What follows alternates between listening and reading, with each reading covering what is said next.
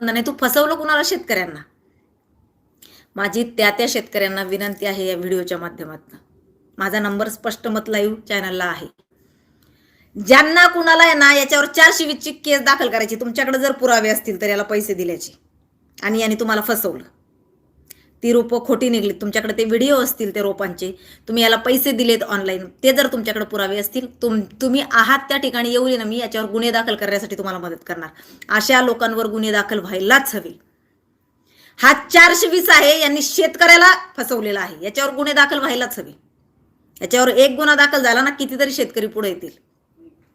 याचा जो आहे ना काय फुगा, 35 लाख फॉलोअरचा फुगा, तो फोडलाय मी.